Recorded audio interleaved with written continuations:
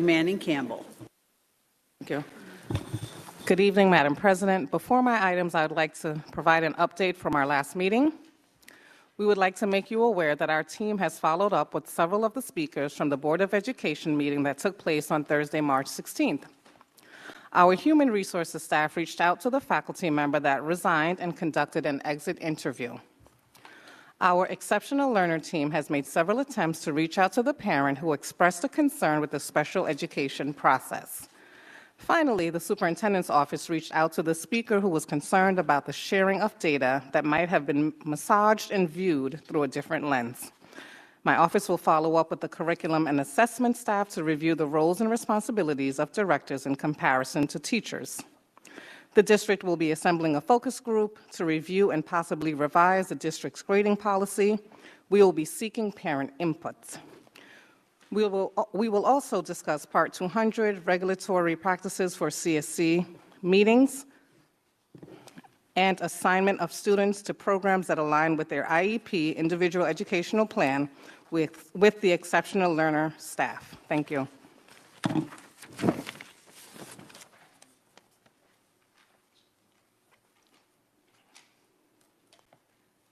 Okay. Item 4.1. For my first item, we will be presenting the proposed 2023-24 budget. We will begin by sharing a brief video by Capital Region BOCES that provides a general overview of school budgets in New York State. Before we begin, I would like to note how diligently our team has been working to present this proposed budget to our Board of Education members and eventually our taxpayers. This year, representatives from Human Resources, Technology, and Finance worked collaboratively to audit the position, control, staffing verification process in our school district. As a result, positions have been recoded in the budget and funding sources have accurately been assigned to each. After the video, Ms. Roaring and I will present the proposed 2023-24 budget. Did you see that bus go by? Oh, there goes another one. Well, these buses, like schools, are funded by a school district's budget. School budget is just a quick way to say what it costs to educate students. On average, 77% of New York school budgets are used to cover the salaries and benefits of the people who make education possible, like teachers, school aides, counselors, nurses, cleaners, mechanics, secretaries, administrators, coaches, and bus drivers. The budget also pays for the desk a student sits at, the book she reads, the classroom she learns in, the field she plays on, the device she uses for research, the test tube she studies, the music she reads, and the fuel that gets her bus home at the end of the day. So what else is in there? Well, there's also funding to meet special state and federal rules known as mandates. There are mandates about transporting students, maintaining school facilities, training staff, establishing safety practices, providing accessible classrooms, meeting learning standards, and much more. Schools must also prepare students to compete for tomorrow's jobs with more innovative technology, real-world projects, and individualized attention. Now that's a lot on the expenses side. And by law, school budgets must be balanced. Expenses anticipated for the year ahead, the money going out, must be matched by anticipated revenue, the money coming in. Most money for New York schools comes from two key sources: state funds and local property taxes. Federal aid, often in the form of grants, accounts for less than 5% of school funding. State aid is negotiated annually by the governor and the legislature, and state funds have provided about 40 to 45% of school revenue over the last 10 years. That leaves half of the pie to be filled by local property taxes. This tax levy slice is how communities fund their local schools. It's an investment that pays off with an educated workforce, more vibrant local communities, and a stronger economy. It's also a careful investment that considers the skills students need to succeed in future jobs, the cost of school programs and services, the state aid coming to public schools, and how much support local taxpayers can afford. School board members and school leaders consider all of this as they work throughout the year to manage school district finances and plan for the future. Ultimately, voters have the final say on school budgets when they head to the polls in May. To learn more before you cast your vote, check your local school district website or stop by a school board meeting. After all, the school budget directly affects your community, and gathering your input is an important part of the process.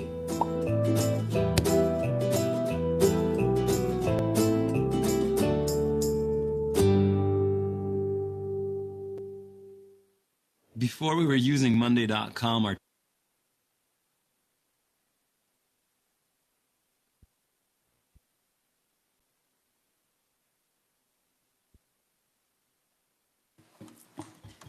Pardon our back. We apologize.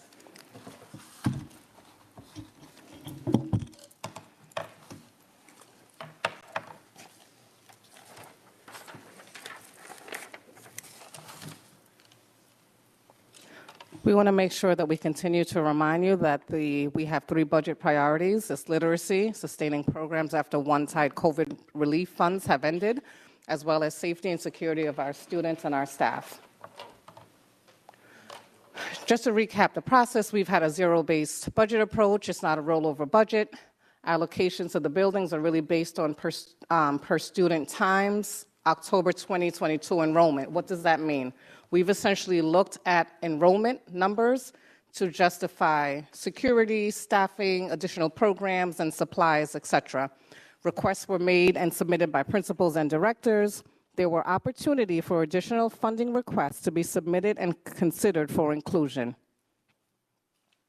The staff and verification process, which essentially means a review of each position, where it's funded, how it's funded.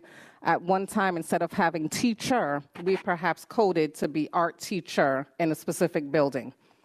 The budget process updates were shared on January 24th, February 14th, March 1st, and March 16th. And what you will see is a build upon of what we've presented thus far. Okay.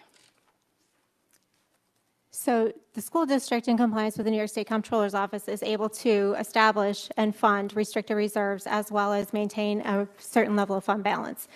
So in accordance with the intended use, we are able to save for expected future events that can mitigate financial impact of major non-recurring and unforeseen expenditures that may arise. We can also save for capital acquisitions and other contingencies and prudent financial management.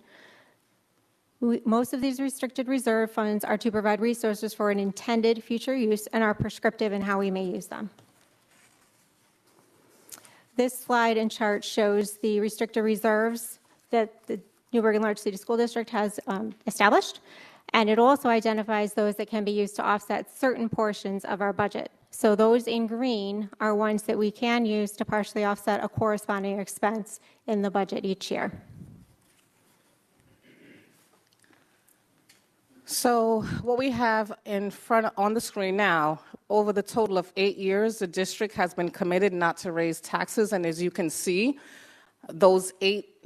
over the total of 8 years, we've had 0% of tax levy increase, and essentially that's $24 million that we have not utilized towards the budget.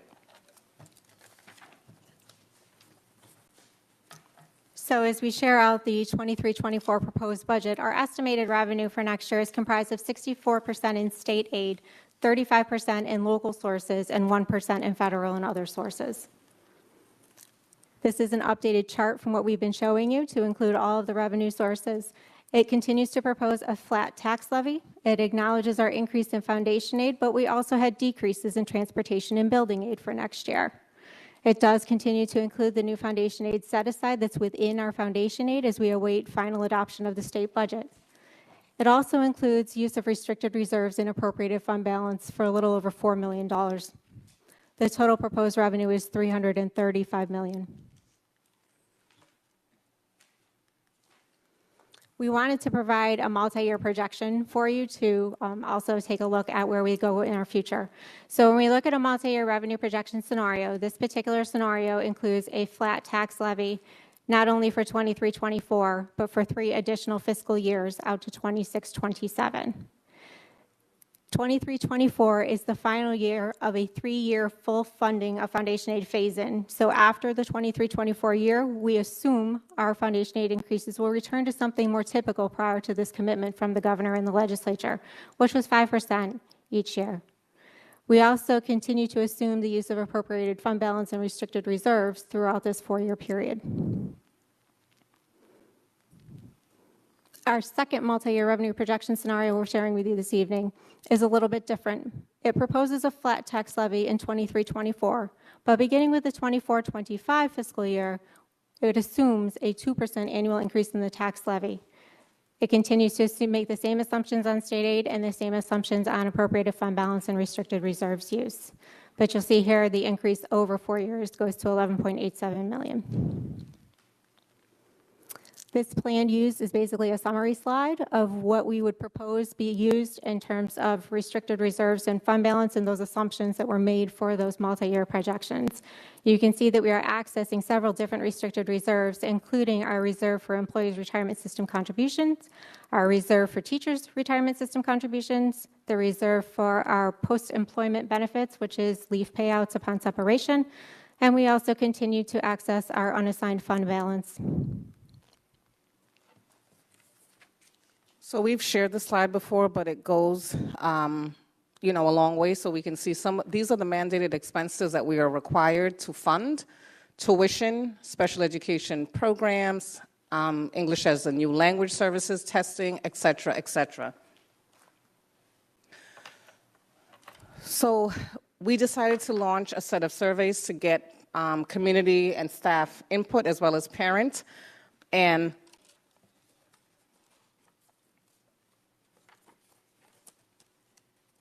much of what you see in the slide that's represented that I can't see, 26% of the funds, there we go.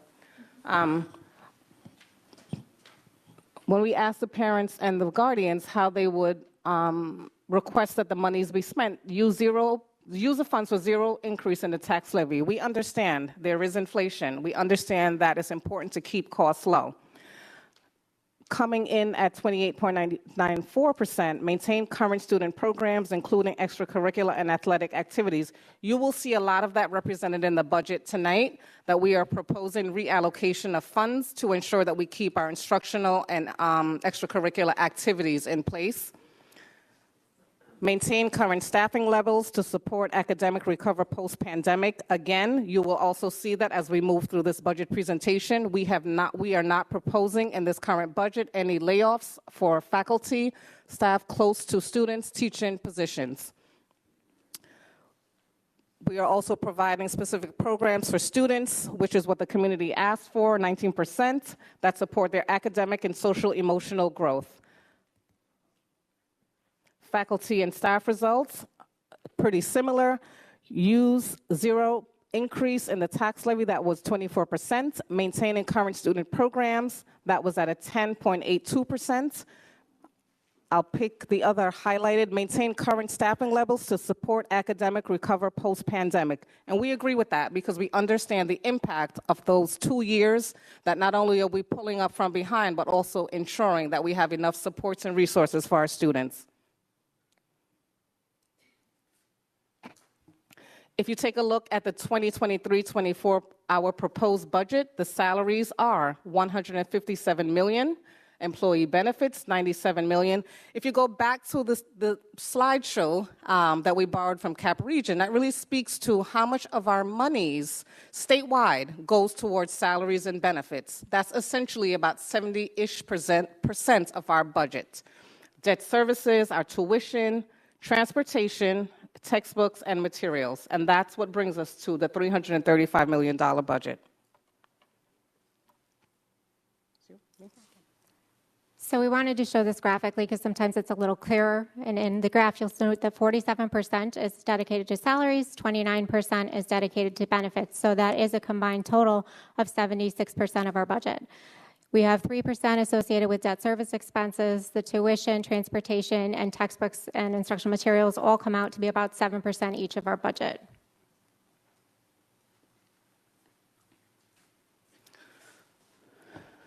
Our proposed staffing for this upcoming school year, as you can see, we have $110 million for our teachers, support staff, $19 million, administrators, $8.5 million, and M&C, Management and Confidential, $1.4 million, and our executive cabinet, $1.887, which includes our non-reporting superintendent. So those are the salaries that fund, that are part of the general fund. So similar to the multi-year revenue projection, we also wanted to provide you with a multi-year budget projection. So looking past the proposed year of 22-23, or 23-24, pardon me, and looking out 3 more years, we made annual increases in salary expenses based on collective bargaining agreements. We made assumptions regarding the increased cost and benefits. Right now, that assumption is at 7% per year. That may be a little lower than what we will actually see. We also rolled forward our debt service expenditures. We continue to assume a 5% tuition increase annually, which is minimally what we have been seeing. We also assumed a 5% increase in transportation. In the current year, that CPI was actually 6%. And then at the end, in that last category, we assumed a 2.5% increase in our software license fees, some supply expenses, and contract services that we provide. So if we go out to 26-27, we're projecting an expense budget of $384.7 million. We wanted to line that up against the revenue projection. So looking year over year, this first scenario includes that flat tax levy assumption. And as we rolled that forward, we got to $362.8 million in revenue. But our expense assumptions take us to $384.7 when we get out to 26-27 with a flat tax levy. Our second revenue scenario that we shared with you this evening started a 2% annual increase in the tax levy with 24-25. So again, we're proposing a flat tax levy at this time for 23-24. And going out with that assumption in revenue, we have a $15.1 million difference when we get to 26-27. So when we look at our proposed budget for next year in a 3-part, which is one of the ways the state prescribes we must share out this information, the first category is instructional program and student activities. That reflects 86.88% of our budget for next year. Administration and general support is 4%. And capital, which includes our debt service as well as our operations and maintenance departments of the district, is 9% for a total of our 100%.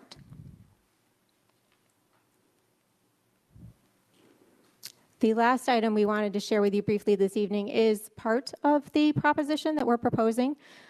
We are bringing forward to you consideration for modifications, basically a gut renovation in the NFA main boys locker room. That locker room was not renovated when the girls locker room was renovated, and the current conditions in that space right now make them essentially unusable for our students. We have been working with CS Arch as our architect to identify how we can best use that space in an equitable way, making it accessible for students, providing programmatically equitable spaces for our boys and girls, having team rooms, storage for our athletic uniforms and equipment, new bathrooms in the boys' locker room, as well as laundry facilities. This needed work was not included in our May 2019 capital proposition. So we are seeking the board's authorization to add this proposition to the ballot in May. And we are proposing that we use capital reserve funds on hand to pay for this expense so that there would be no impact or an additional tax burden to our community. Board members, questions on this presentation? Yes, Mr. Levinstein. So just a couple of specific questions. I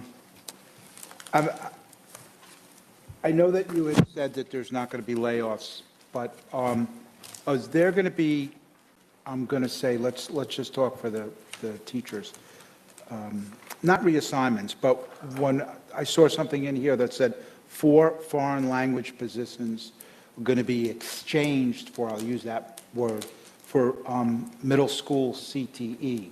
So those particular individuals, I'm sure, are not qualified for both of those items. They might be, I don't know. But so does that mean there are layoffs or attrition, or, and the second part of that question is there are other instances of that happening too? So, yes, we're not having any layoffs. We are repurposing positions that we have. The positions that you just referenced are vacant positions. The foreign language teachers are vacant. Yes. So any repositioning, basically, or the majority of them are going to be either vacant from a retirement or attrition, or they have been vacant. Correct. Okay, thank you. You're welcome. Yes, Mr. Stradone. You're saying no layoffs at all in this budget? No layoffs of teachers in this budget. Okay. Because I'm seeing there's another presentation that we have, which is not on the, can that be brought up, where it goes the position titles, the personnel reductions? Isn't that second slide. The second group of slides? Can they bring that up? Page 4 of 5. It said recommended reductions. It has a list. And it's a separate slide.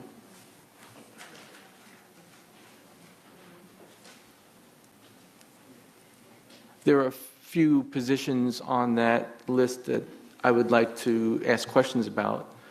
They have the ITFs. According to our curriculum, we have computer teaching as part of our curriculum. Is that correct?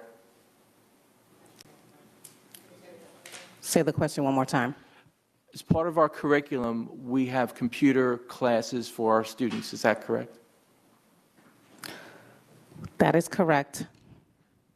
Those classes have to be taught by certified computer teachers or some kind of certification in computer technology that the ITFs have.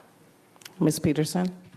So instructional support facilitators aid and support professional development and implementation of instructional technology.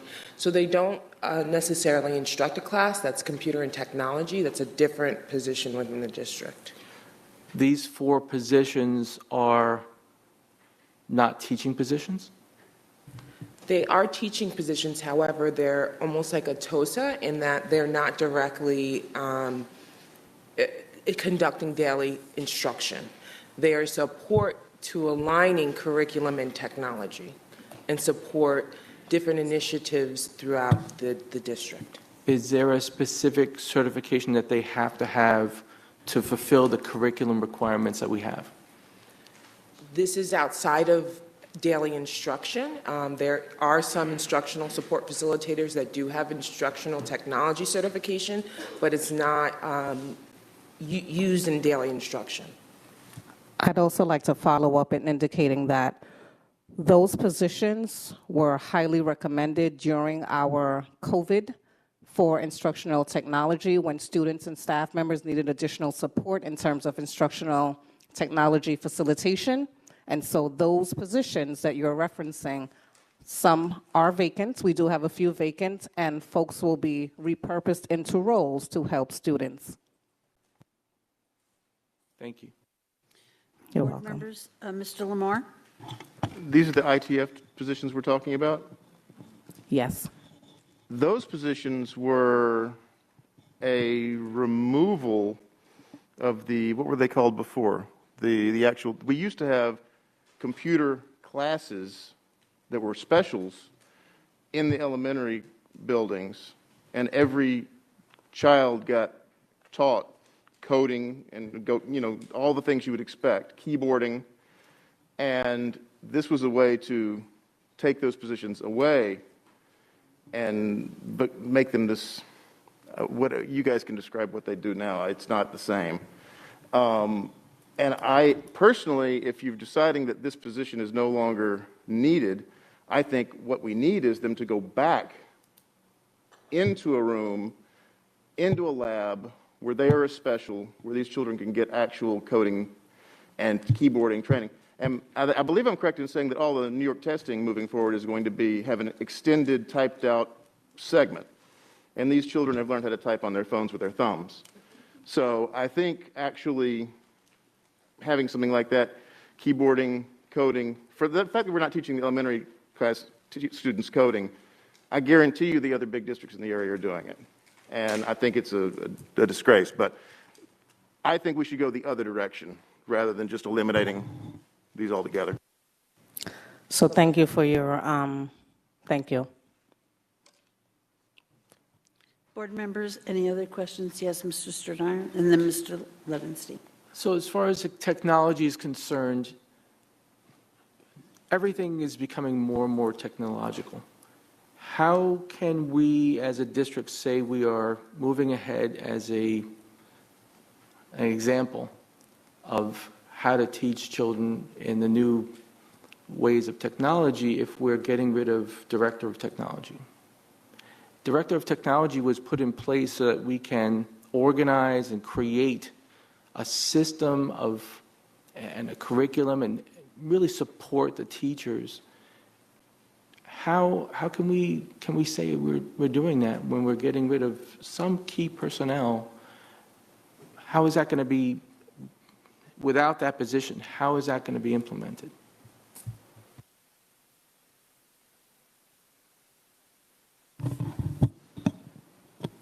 It's a tough answer. I think that we are in a fiscal landscape where decisions have to be made. And as the Assistant Superintendent of Technology, that also weighs very hard. I'm a supporter of technology. I also am aware of the landscape and what our students need in terms of coding, in terms of typing. What my hope is, with the support of the board and other administration, that I can figure out ways to implement this within our daily instruction. Typing should be something that it's implemented. It's something that we are seeking with our learning technology grant to implement. So I have to look for new and creative ways to ensure that the students of Newburgh get that access. And as a person that knows that technology can build a lot of bridges for people, I have to ensure that the students here get that access, and that's what I'm committed to. Mr. Levinstein? Thank you, Madam President. I have two things, if I can touch on a little bit. First is building on Mr. Stridiron's director abolishment. And we have 5 director positions that are being abolished. I'm just concerned about how that affects the teachers that are underneath in that subject matter and the students by not having someone who's there in charge and keeps everything flowing. I'm assuming that those people are doing jobs well. That's why they're here. And they are important employees. So I just think that it may be hard with those positions eliminated. The other thing is in reference to busing. Busing looks like in this chart it's up $4.5 million this year. Do we have any idea what the reimbursement rate is on the busing? We receive about 86% reimbursement on that, but I do want to take a minute to explain the increase. So what we have found over the last couple of years is that we've seen very significant increase in our transportation costs for our athletic programs, increased costs for our field trips, for our students, as well as some of our extracurricular activities. So we need to properly budget for that going forward and make sure that we have the funds available to allow those things to continue. The other big increase in this number is actually pre-K transportation support. That's budgeted at $1.2 million.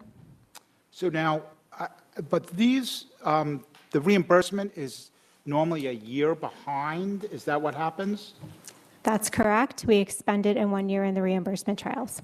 Okay, so in reality, since we're having a big expense increase this year, but where the income, you're basing it on the percentage of last year's. So in other words, will the state end up owing us money going forward after that? So the state will look at our actual expenditures that we file in September, and they will make adjustments if one is warranted. The other factor that comes into play there as they revisit our state aid ratio is our non-aidable pupil decimal, which is something that does impact Newburgh. Okay, thank you. I mean, I don't know if you want to comment on the director positions, but thank you very much. Thank you. So, Board members, any other questions or comments? I'm going to have to talk about directors. Having been a director, and I've said it in executive session, I'm going to say it again. I think they're critical. I think to the instruction that goes on, daily instruction and observation and evaluation of teachers. I think we're losing a big piece here, and I'm conflicted. I understand their value. When they're good, they're really good. But I also understand that you got to balance the budget. Thank you. Mr. Stridarn. The presentation that you're giving tonight in the past would have been about a month earlier and would have given the board and the community time to see what the presentation is and come up with solutions. We only have one meeting left. I believe it's in 2 weeks to vote on this, and then that's it. I'm going to take another look at all this and see if I can come up with savings like I do every year. All the board members do, because it is important that we take what you've given us and try to give some kind of suggestions and maybe out-of-the-box solutions to some of the problems that we see. I know that 3 years ago when COVID funding first started, that the board asked specifically for a plan, just like you laid out 4 or 5 years in advance, so we could make sure that the funding was used not specifically for personnel that was going to remain in place for a long period of time, but for specific, mechanical items or supplies that we can have a longer use for, as far as the specific heavy items. There's so many questions that I want to ask. Are we going to be able to get the answers in time so that we can come up with another budget rather than this? Because you're laying out a plan that next year will have an enormous amount of layoffs. You're laying out a plan that is going to increase taxes. We're not in a zero inflation period anymore. So I believe the tax levy increase is understandable at this point. It's not going to be easy on anybody, but we're not in a 0% increase. Should I submit some of these questions, or should I just read them off, and that way you can respond to them either in writing or at the next meeting? Mr. Stridarn, I had Mr. Forget give the paper with the numbers.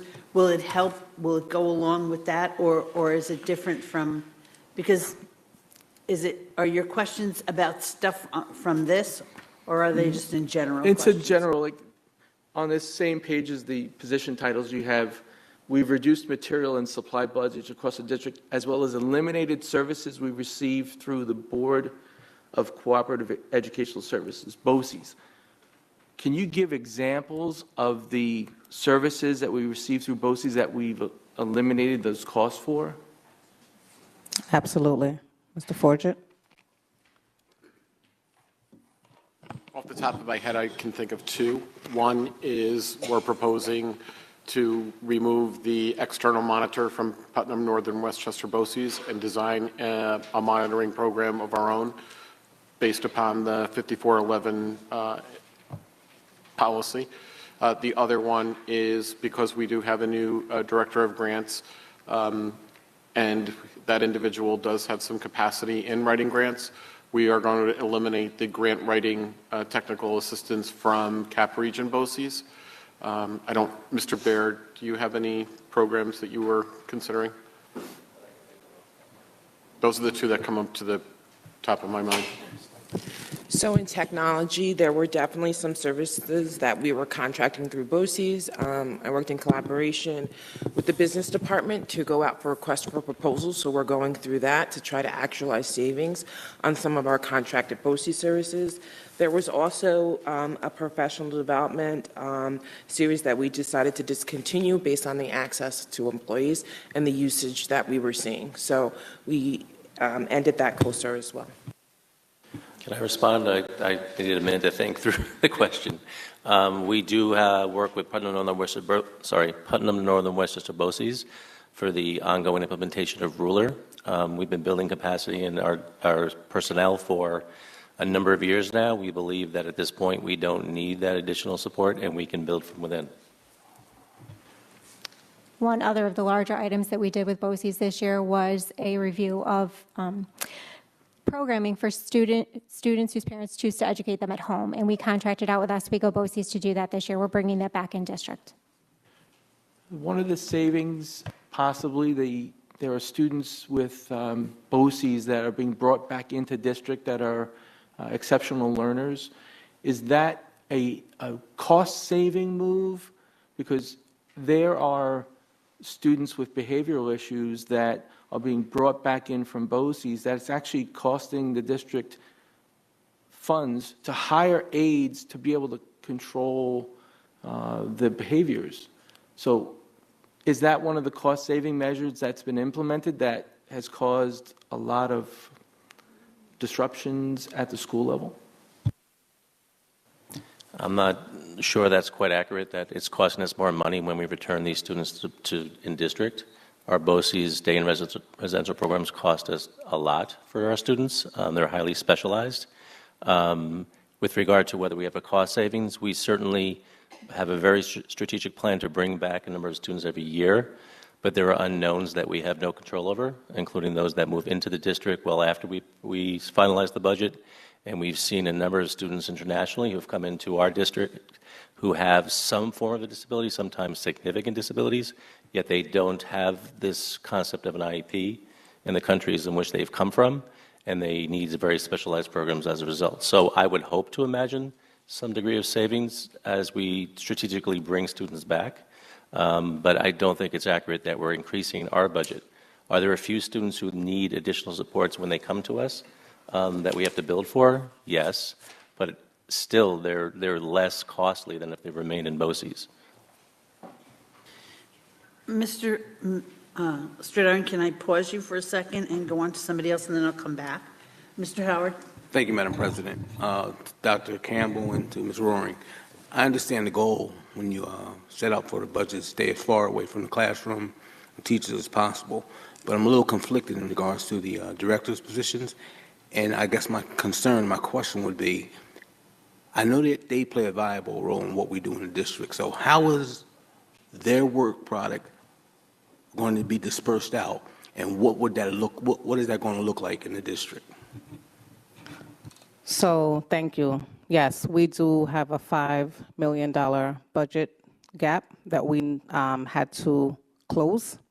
And so I agree with you, Mr. Livingston. We have outstanding employees, outstanding directors. And Mr. Howard, yes, the intent was to move away from the classroom positions to not have any layoffs in classroom positions. So the intention of this budget is to make sure that we return out of classroom positions to the classrooms. We're going to take a hit with the directors. We're looking at cost-effective ways of not only supporting instruction, but also ensuring that we don't have any layoffs. Thank you. Other board members have questions? Otherwise, Mr. Stridarn, can I go to Mr. Lamar first? Go ahead. On the special ed subject, I'm just concerned, as we bring these students back in to the district, are they going, I mean, are they receiving the same, are they being placed into classrooms that would have had the same staffing that they would in one of those out-of-district facilities? I mean, are there psychologists in every one of these 812s? You know, these are the questions that I'm curious about. I don't know whether we are currently able to provide what they're getting. Well, just if you could please elaborate. So that's not an easy question to answer. Whenever we consider bringing a student back from an out-of-district program, it means we're bringing them back to a less restrictive environment. So there are some subtle differences in the ratios in terms of students to staff, though they're not extraordinarily different. And so we place our students in 6 different BOCES throughout the region and 58 programs. So for me to distill for you what that may look like for the kids we bring back, we are very strategic. We believe our students out of district have the right to an education just like everybody else, and whenever possible in the community in which they live. When we remove them from our community, we create some unintended consequences. We recognize sometimes those programs have specialized capacity that we don't have. We try very hard not to bring back kids who will not be successful here. In addition to that, we're looking in this time around to build a couple of classrooms to keep kids in district that might be more costly out without necessarily increasing the budget. So we work on this very hard. We're very strategic about how we approach our kids. But to me, to distill the 58 programs our kids in, that's a book you probably wouldn't want to read. So, Mr. Stradari, you want to continue? Thank you, Madam President. At the last meeting, you had stated, I believe, 1,900 ESL, English second language students had come into the district since the beginning of the school year. How, is that correct, 1,900? I think that's the total number. I don't think that those are brand new. That's the total. We had approximately 150 students enter. Ms. Peterson will look it up. Go ahead. How does this budget for the next year account for the next, say, 150 or 200 students that are going to come? They're going to come. How does this budget address that?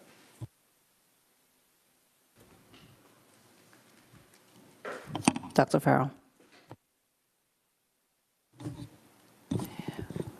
Currently, we are adequately staffed to provide our mandated services to our ENL students. We have worked very hard to collaborate, to do co-teaching, to provide for project-based learning activities for our students that support both further English acquisition as well as supporting content absorption at the same time. The district is also working with our NTA to provide the opportunity for teachers to become certified in ENL so that they can teach a 6th period out of their current certification, which will also continue to support our L students. Of course, should we find ourselves with a larger than anticipated influx of students, we will need to revisit. These are positions that we consistently have posted for and have difficulty filling, so it serves our students best to maximize our current resources to the best of our abilities. We've also repurposed some of our dual language programs so that the staff who was committed to those activities are also now engaged in providing ESL services and ENL services rather than dual language. Thank you. Mr. Stradone, also, if 150 students are coming in, a smaller number than that will be going out because they've achieved proficiency. So it'll be a lower number, we hope. You know, it's usually a balance. Yeah. Ms. Moriarty. I just want to add also that we receive a Title III federal funds to support our ENL students as well. And to date, that number was 384 students this year.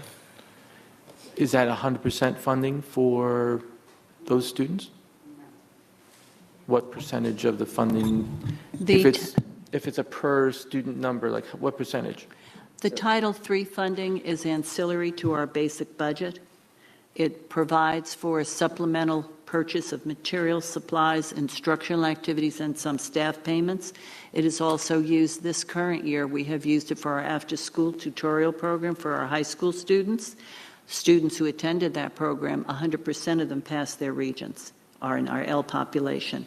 It also funds our Saturday program for our elementary students at Gidney Avenue. And I believe, Ms. Moriarty, I believe we had 225 students enrolled in that program, and that's through Title III. That's supplementary federal money that comes that supports specifically English language learners. Mr. Forget. Yeah. Dr. Farrell, can you just clarify for us adequate staffing? So we have, are you saying we have adequate FTEs, but are they all filled? Please clarify that for us. We have adequate FTEs, but we do not have every single vacancy filled at this point in time. We continue to seek staff to fill. How many staff do we have, and how many are unfilled? A ballpark number. Ms. Peterson? Currently, we have 35 bilingual teachers and 42 E&L teachers. We do have an influx for your previous question. The registration department has screened over 600 students this year from K to 12, and we are seeing the influx of populations from Peru, Honduras, and Guatemala. Go ahead. Maybe I didn't hear. How many teachers do we have? And I couldn't hear it in the beginning. And how many are unfilled? The vacancy number, I'm going to have to look on a different sheet. Currently, we have 35 bilingual teachers and 42 E&L teachers. I will check the vacancies for you.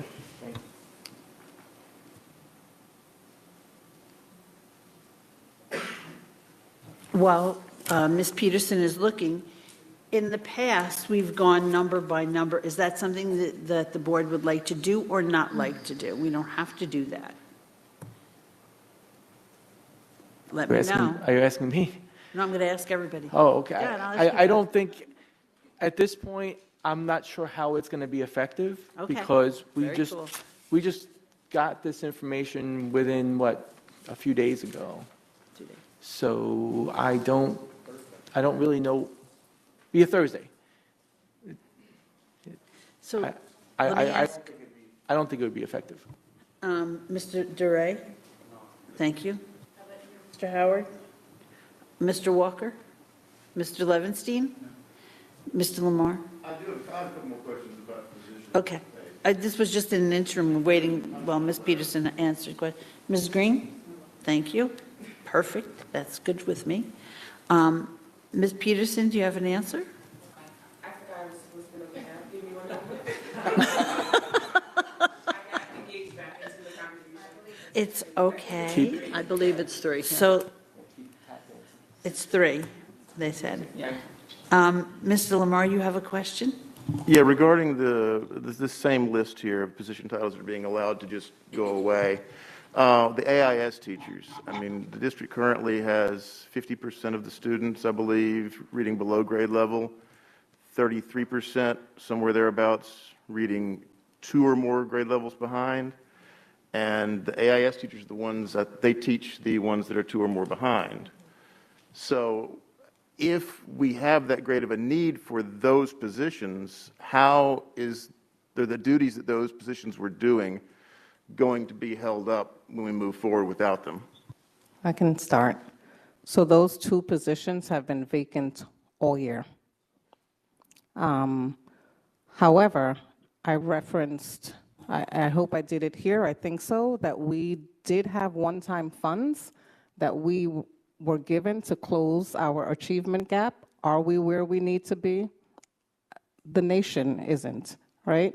But the good people watching and behind me, I know they're here because they're very committed. They're working diligently with additional supports to ensure that our students have everything that they need. So those positions have been vacant. Mr. Levinstein? Thank you, Madam President. So just to change the subject a little bit, this year we're doing things a little different than we've done in previous years, and it was mentioned that there's an allocation dollar amount per building or principal that they might have.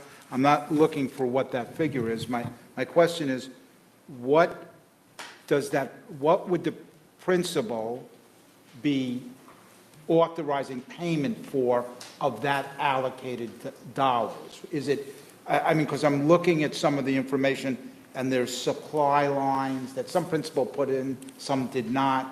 So I'm wondering what would be their choices to spend money on? So the numbers that you see in the line item detail are reflective of the building principal's requests. And they were able to allocate that across several areas, both in building administration, so supplies for the main office and things of that nature, as well as instructional supplies. It includes their library materials. It includes allocations for field trips. It includes allocations for instructional supplies. It may include overtime for security to fund some of the events that they want to do in the evenings with their families. So those are some of the areas that we really asked them to take a look at as they allocated the dollars that were given to them. Okay, that's good that they have the hand in that, but it wouldn't be great if they couldn't hold an event because they've used up their money and they need a security guard to hold a family event. So that's just my only concern with that. So we're looking at ways to work with the schools. We've had opportunities to meet with the PTO leadership from the schools and just looking at ways to be fiscally responsible. And in this budget, we're also recommending 2 district-wide security officers, as it is one of our priorities, but that will certainly funnel down to our school buildings to support events because we want to continue our collaboration with our families and our communities. Any questions? Yes, Mr. Lamar. I've got a question Mr. about, on the positions added, the parent liaisons. Are there parent liaisons currently in place and we're adding them on, or is this something new and these are going to be 4 new positions? And I'd just like a little more information about these positions. So again, another great question. So we do have parent liaisons, but we have a fairly large district, and a district our size, we are recommending that we add 4 additional parent liaisons, and that's really to bridge our homeschool connection with our families and our communities, because we know that that leads to greater student outcomes. So in order to have a better partnership, we have folks who are geared towards enhancing that partnership. So what are they doing?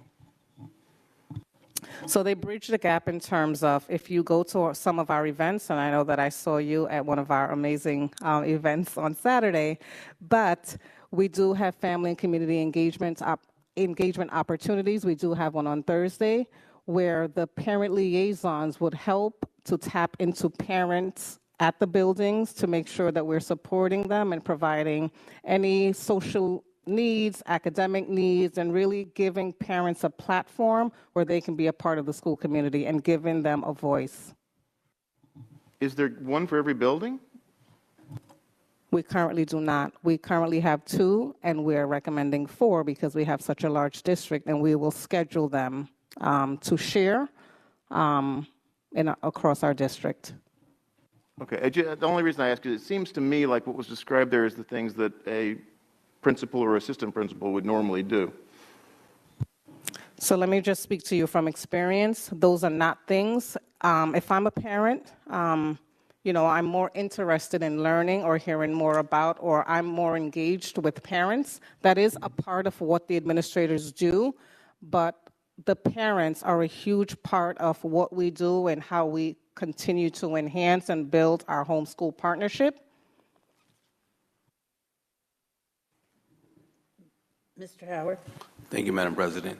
Dr. Campbell, Ms. Roaring, I understand it's a very sensitive time right now when we're talking about trying to close the gap, which is always hard. But a lot of the questions that I get in the community, and perhaps you can address it here, because one of the most important things that we do is educate our kids and make sure that we know that the issues that we're dealing with K through 2 reading level, getting kids to read on grade level so that they can learn to read and then they can go on and read to learn. Can you talk about this budget and how that's going to impact or continue the work that we're doing in regards to early literacy, and so people aren't afraid that when we keep talking cuts and filling the gap, what's not going to be done, but talk about what will continue and what extra assistance that we're giving at that early level to build the capacity of our scholars. So let me make this statement. I had to clarify it earlier. I had a group of staff members on a chat. we are not cutting any positions. We are not laying any teachers off. We are repurposing our positions to support the 3 priorities, which happens to have been in every single presentation. And literacy is our priority.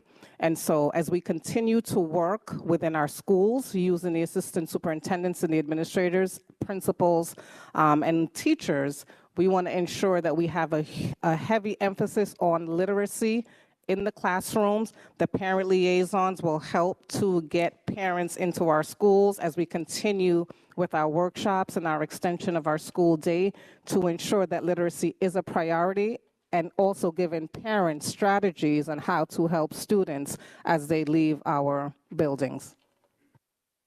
Thank you. You're welcome. Any other questions today? Yes, Mr. Walker. Yes.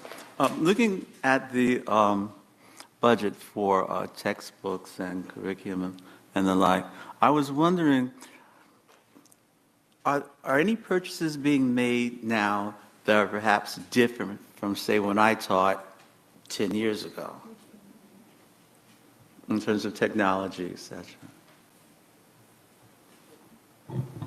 So the instructional technology team really works closely with the C&I department to make sure that the resources are not only consumables, but also are in the form of resources that students can access through their Chromebooks.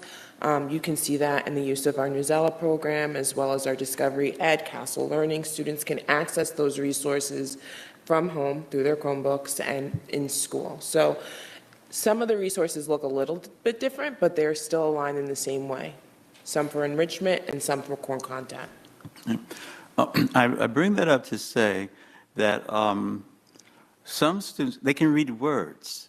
They can read words, but unless they are able to hear how those words come together, it won't mean anything.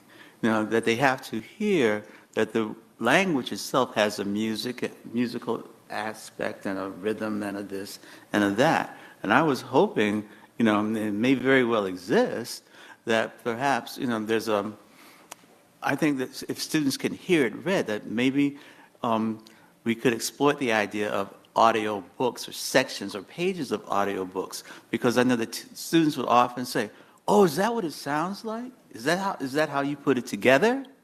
And it adds to their comprehension. It certainly does. It does. We do have audiobooks. We do have that in our curriculum instructional materials. Yes. Board members, Ms. Peterson, do you have something to add? I was going to do a plug for the library as well, because many of our students do access Libby in collaboration with the Newburgh Free Library, and we do promote that in collaboration with our district librarians so that they do have that access. I want to make one comment. I'm very happy that you didn't touch any of the arts, the performing arts, as well as the physical education stuff, the sports, because sometimes those are the things that the kids come for. And I think those are kind of important. And usually when a superintendent comes, that's what the first thing that gets cut. So I'm very happy that that didn't happen with this budget. Thank you. Thank you.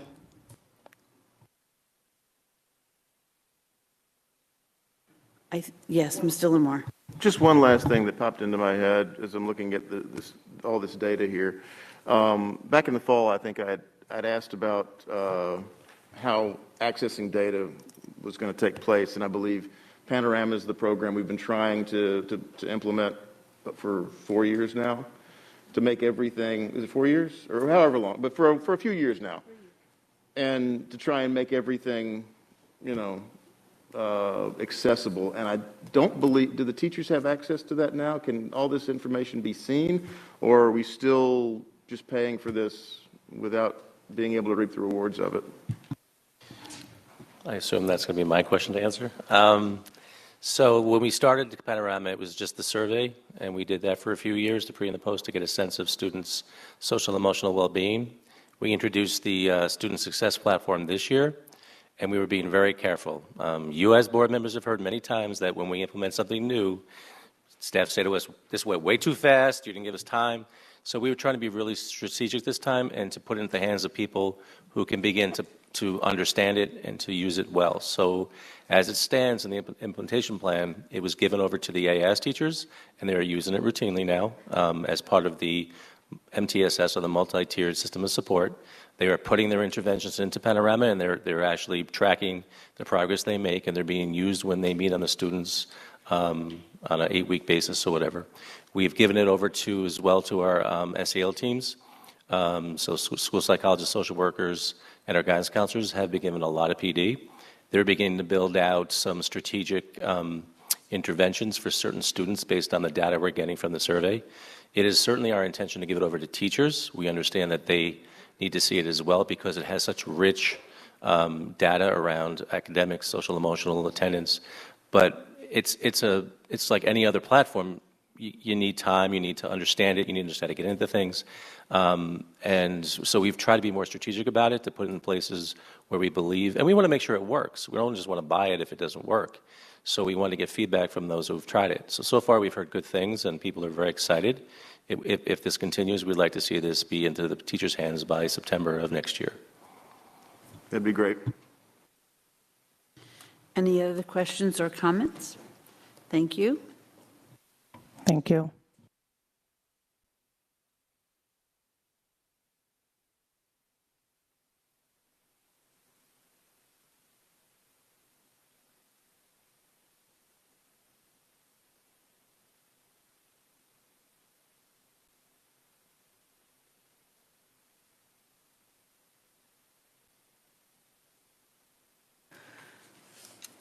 Thank you. My final item is for your information. We are sharing an updated version of the calendar for this school year. Dates for the June 2023 regions have been added. Thank you, Madam President. That concludes my items. Thank you. What we're going to do now is we're going to take a Mineo minute. For those of you that are new and don't know, it's just a moment to get up, stand up, use the restroom, just take a moment.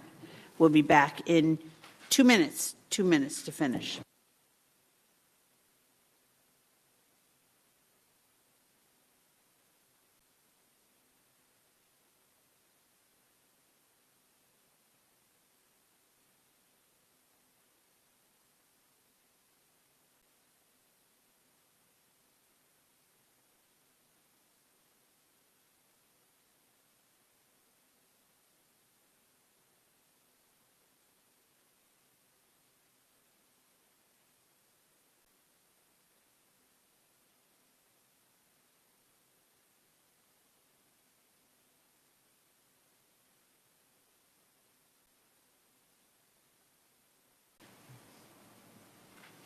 No second? Questions or discussion on 5.4? Yes, sir. I have a question on the second page. It talks about absentee ballots. You're actually making it a lot harder for the people with absentee ballots to vote by limiting the time frame that they can request an absentee ballot. Prior to this change, you could request an absentee ballot prior to 30 days before the election. Now you're limiting it to from 30 days to 7 days. So it's only 23 days that they can actually request that ballot. And I believe a lot of the people that have these absentee ballots are retirees. And to change a routine for a retiree that may not be able to go on board docs and see all these changes, I think it just puts a burden upon that. So I would request that that be removed. Mr. Forger, can you respond to that? So these policies were reviewed by council and updated based on regulation. So I'm going to defer to Mr. Shaw with regards to this, but this particular policy was revised by Shaw Pearlson. Oh, yes, it was. So the issue is having a window period which is reasonable, and it also gives the district the opportunity to be conforming to the requirements. So that's the basis for it, that it's a reasonable period that's drawn into the policy. I think to do this literally right before an election is not good timing. At least if you could do this after the election's over, give the people a large amount of notice about the changes, and then it would be a little bit more acceptable. Mr. Forget? So, Mr. Stridiron, we intentionally did this at this time so that we could communicate that we were in compliance with the most current expectations and regulations. So although I understand what you're saying, we also don't want to have anything contested, and we want to be able to be sure that what we're doing is within our purview. That was the intention of these reviews that we did back in February, because we did hear some public comment on some of these particular policies. So you're saying that other school districts are required by law to make these changes? I'm giving you an answer to your question regarding the Newburgh School District. I just think that to change it right before an election is just not good procedure. Mr. Shaw, would we be in compliance if we were not to change these? You could have this effective prospectively. However, the thought was to set the time period now. It's a reasonable period of time before the voting. Mr. Levinstein? So reading, the way I read it, for absentee ballots, it says no more than 30 days. It doesn't say 7 days. It's at least 7 days and no more than 30. So I think that's what you were describing, 30 days. The application for the absentee ballot is no more than, so if someone would ask for an absentee ballot now, that's not going to be received, it's not going to be accepted. Mr. Shaw? It's well more than 30 days right now. The way this reads, it says the application must be received by the district clerk no more than 30 days and at least 7 days prior to the election. So if someone sends in their absentee ballot now, it's not going to be accepted. It's supposed to be received within that window period. Yeah. Yes, and I At think least that's 30 restrictive. 30 days before the election. That hasn't happened yet.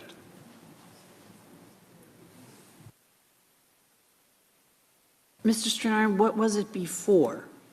What was it before the change? It just says at least 7 days prior to the election. Someone can send it in now, and it would be accepted as an absentee ballot. So you may have a lot of people sending them in now requesting their absentee ballot.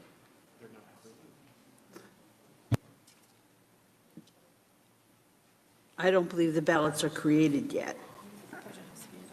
But they can ask for one and then get it during that time. I'm confused. Any other questions or comments?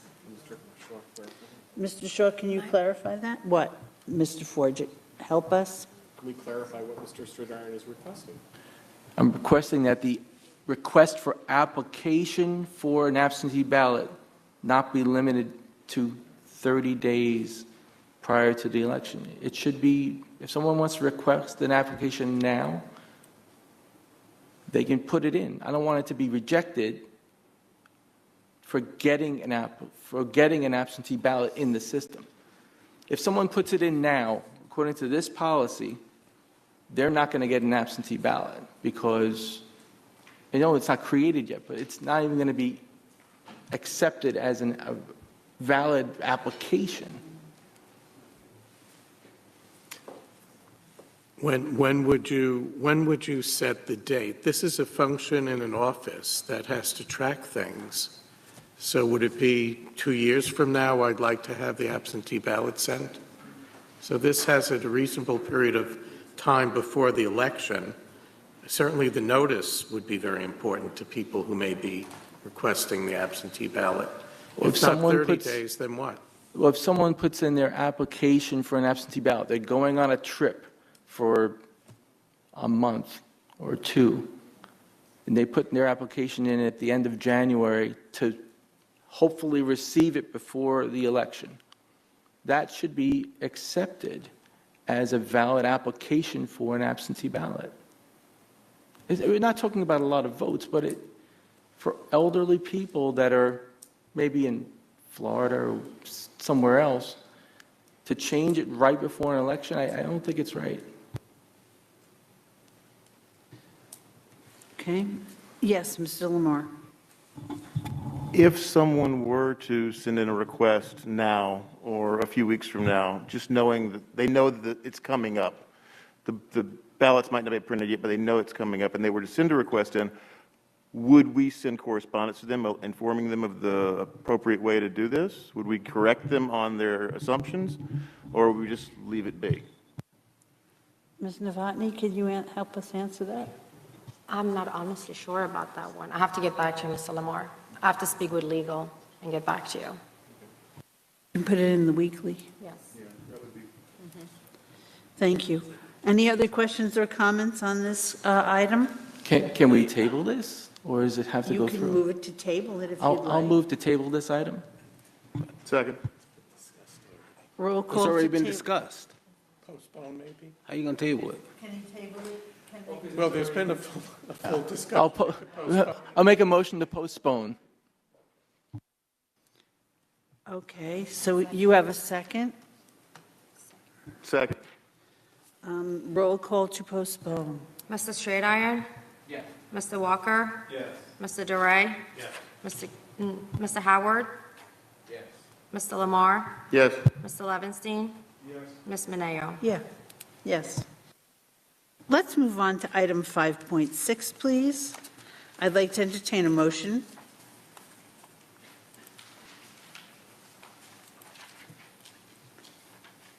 Anybody? Motion? John is going to move, Mr. Dre is going to move it. Can I have a second? Second. Thank you. Questions or discussion on 5.6? Go ahead. At the bottom of the policy, a new paragraph, it says a board member who will not be attending a regular board meeting must notify the board president or district clerk as soon as possible prior to the board meeting, including the reason for their absence. I think there's a reason for that. Mr. Shaw, can you answer that, please? So board members are supposed to attend meetings, and if you're not going to be in attendance, you may be seeking an excuse.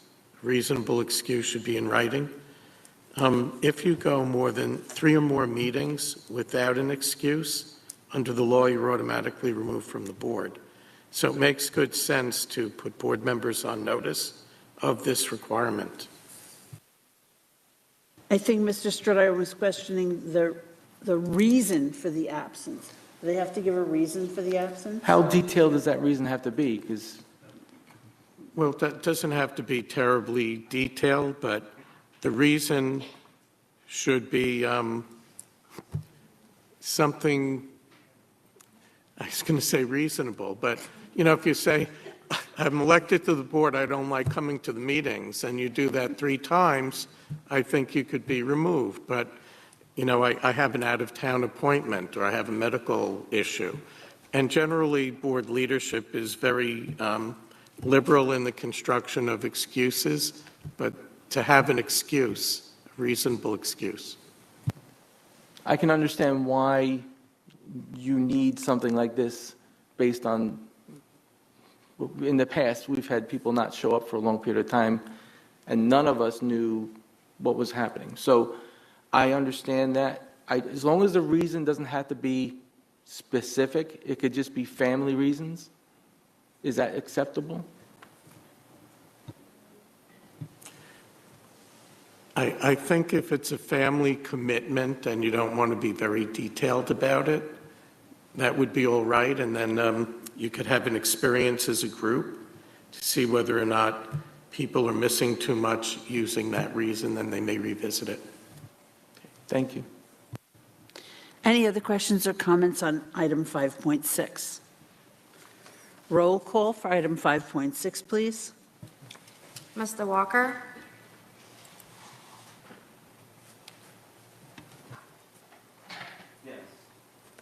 Mr. Duray?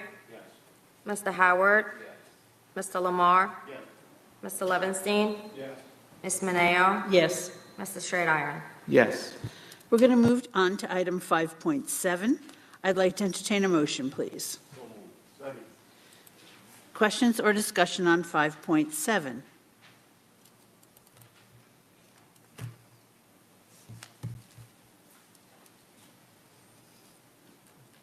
There was the same notice, so Okay. I'm not going to even question that anymore. Thank you. Thank you. Roll call on 5.7. Mr. Duray? Mr. Howard? Mr. Lamar? Mr. Levinstein? Ms. Mineo? Yes. Mr. Straight-Iron? Yes. Mr. Walker? Thank you. We're going to move on to item 5.10. I'd like to entertain a motion, please.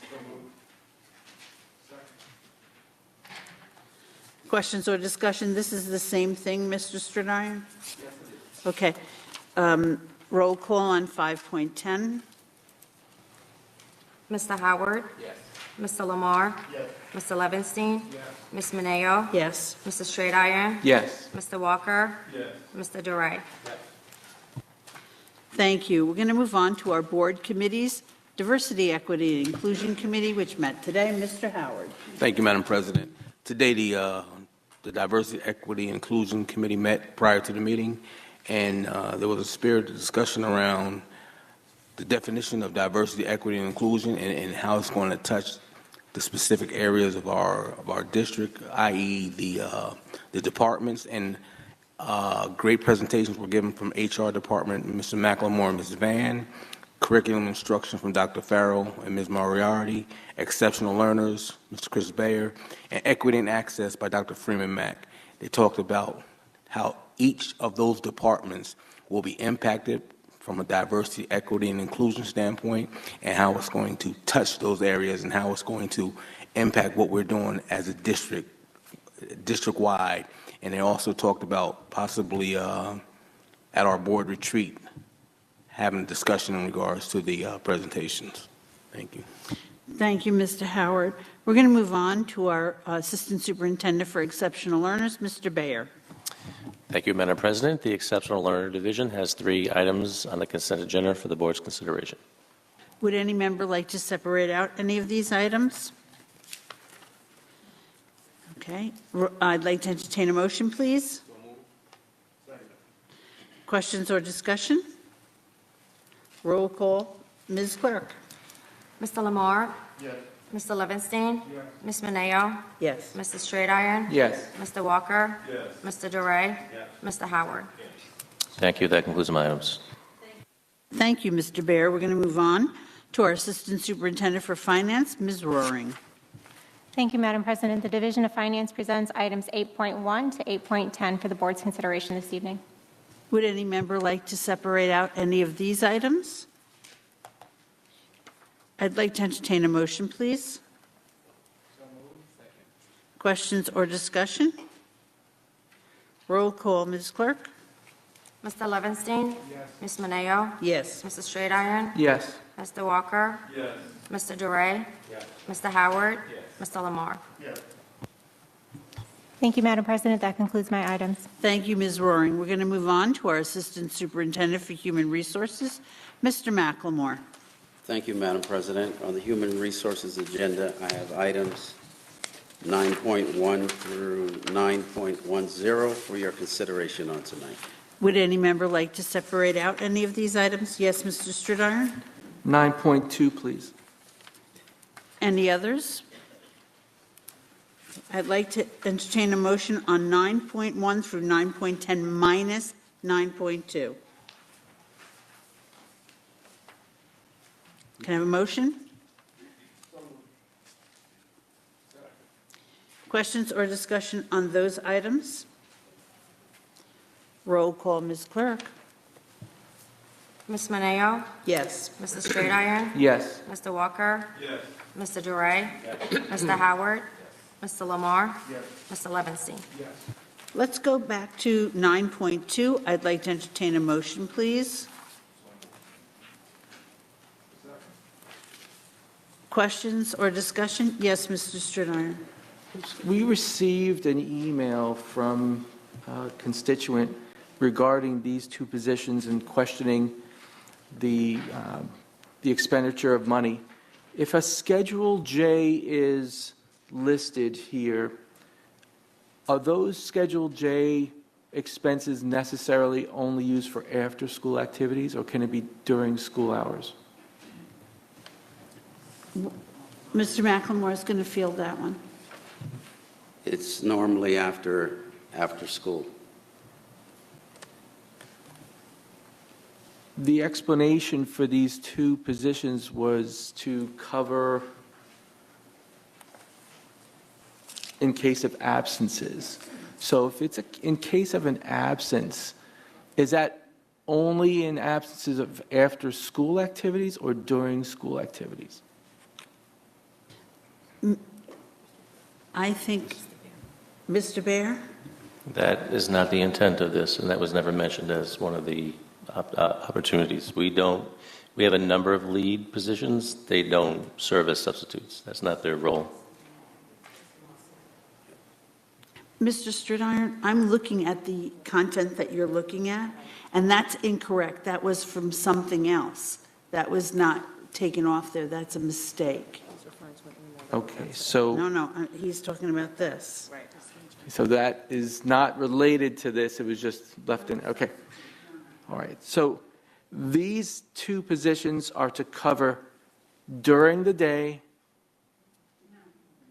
only after school, okay. You know, I'm going to give you a parallel. We have a lead guidance counselor and we have a lead social worker. I believe these two are the same as those, but one for occupational and physical therapists and the other one for technology and speech and language therapists. Does that help? I believe so. I can understand the situation now. This other part threw me off. Thank you. Can I just offer? I can imagine. We have two job descriptions that are aligned to these requests. We can certainly provide them to you in the BOE weekly. They do very specifically talk about the work that's done above and beyond what the normal job would be. Would it be possible to write an email, respond back to the person that wrote to the board so that it can be explained as to what these positions are? I forwarded that email to Dr. Manning Campbell, and I'm sure she's going to give it to the correct person to respond back. Thank you. Thank you.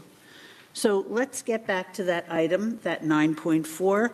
I'd like a roll call. No, 9.2, sorry. Roll call, please.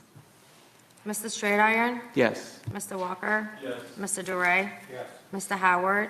Mr. Lamar? Yes. Mr. Levinstein? Ms. Mineo? Yes. Madam President, I'd like to request permission to add an item.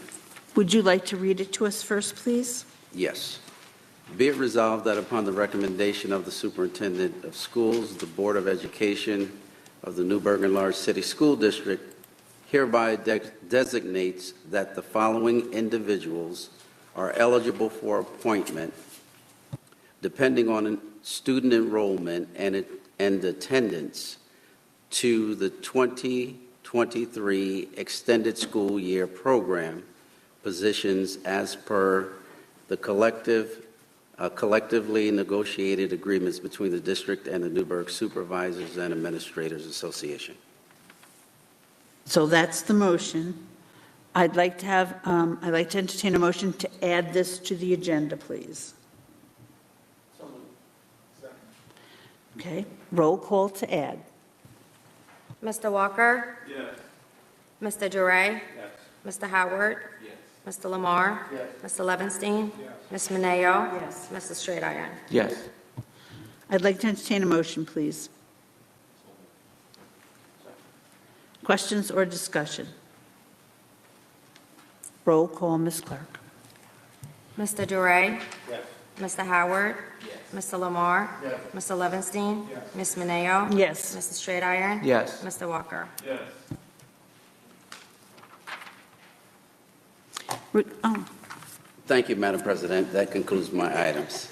I had a little brain freeze for a moment. Thank you, Mr. McLemore. We're going to move on to our Clerk of the Board, Ms. Novotny.